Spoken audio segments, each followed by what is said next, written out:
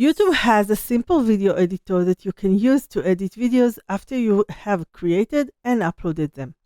This tool is mostly for fixing small mistakes, like blurring some parts, cutting out sections, and changing the music to tracks from the YouTube library.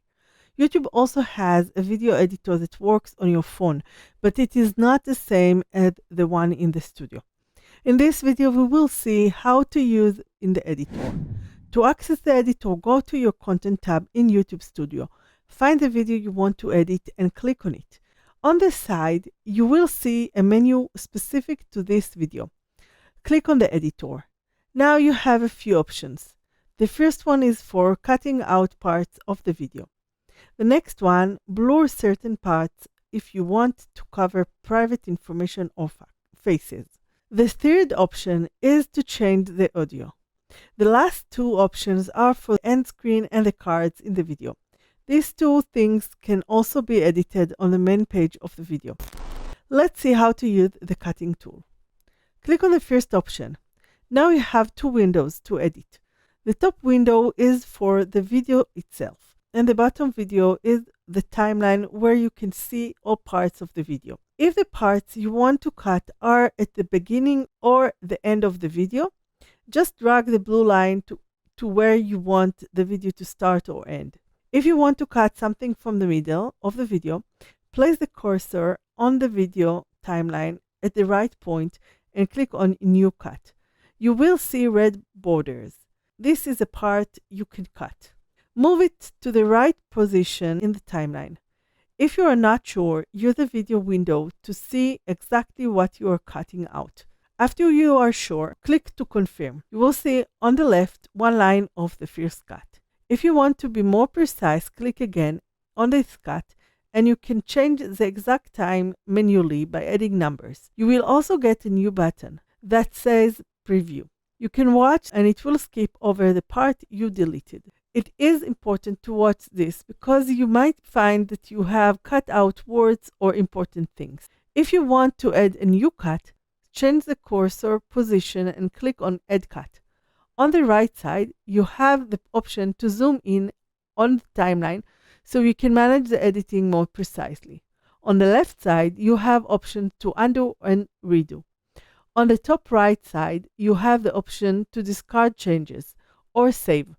When you save, you can't add more cuts, so make sure you cut everything you want in the first round. It will take a few hours for the video to be visible on YouTube with the new cuts. If you do live streams, you can use this tool after the live stream is over to cut out the beginning where you ask everyone if they can hear you, or if you have a long waiting screen before you start. You can also use it if you need to cut something out after you uploaded the video, or if you have dated information in your video that you want to cut out. This tool is not for editing video. It is just for making final touches to the video you already have on your channel. If you want to edit video, you need a different tool. When you click on the three dots next to the Save button, you will see an option, Keyboard Shortcuts. These shortcuts are very useful because it is more convenient to edit with shortcuts instead of clicking with the mouse all the time. This shortcuts works for all the editing tool in YouTube Studio. I found that in one of my videos, I forgot to blur some personal information. In my case, it was my email, but for you, it can be your address or someone who called you and asked to remove their face from the video you already published a long time ago. Instead of losing all of your view, likes, and comments on the video while you remove it and upload it again, you can edit that on YouTube itself with a built-in editor. You can blur whatever you need and keep the video on YouTube. Here you have the timeline of your video. Find the right moment where you need to fix. Put the cursor on the point and click on the blur option. You can find it on the left side next to the screen that shows your video. You have two options, to blur the face or custom. If you want to blur face, click on that option and YouTube will scan the video. Then you will have the option to blur only the person you want to blur and it will follow this face. While if you use custom, it will stay in the same place that you put it. Because I use screenshots and it moves a lot, I need to customize it in few points over the video. So I choose the custom option. You have the option to choose if the shape of the blur will be oval or a rectangle. If it is an object that moves, it can track it, but for me, it didn't track the movement of the text. So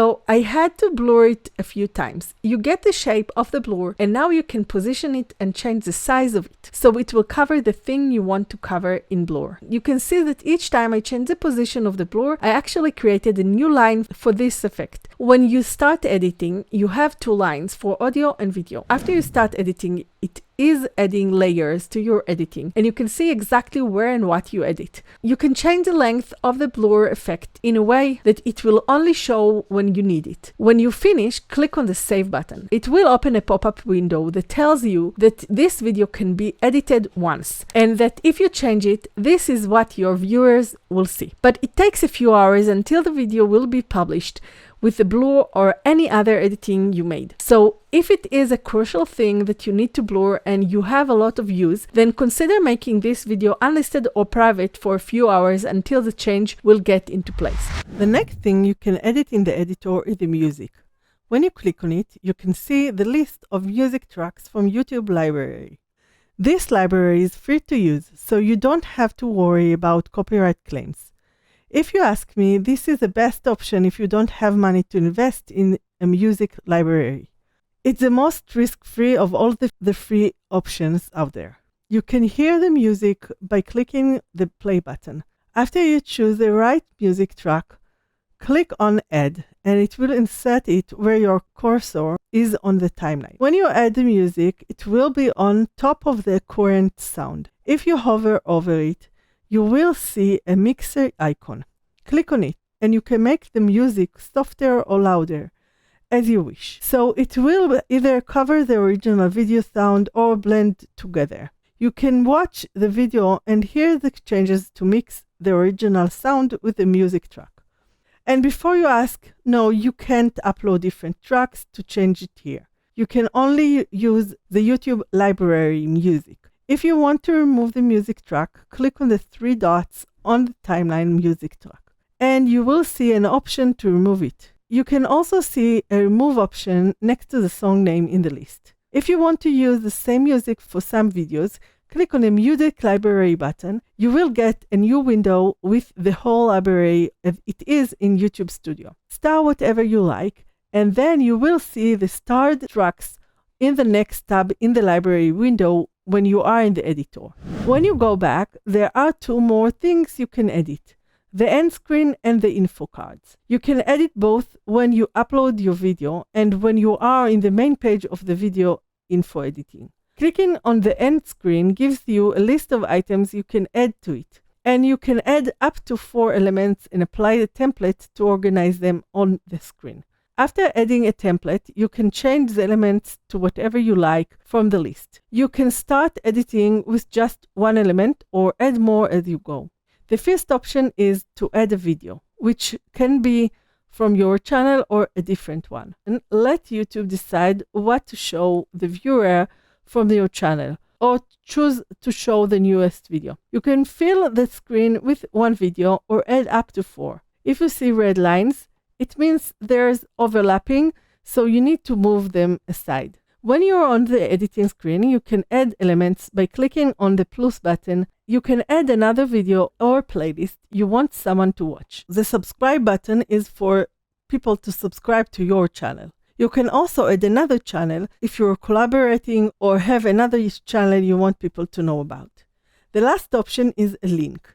To use this, you need to be in the partner program to add the links. In the past, I had the option to link to my website after authorizing it, but this has changed. For info cards in the video, you will see another layer on the timeline. Similarly, with info cards, you can add videos, playlists, other channels, and links if you are in the partner program.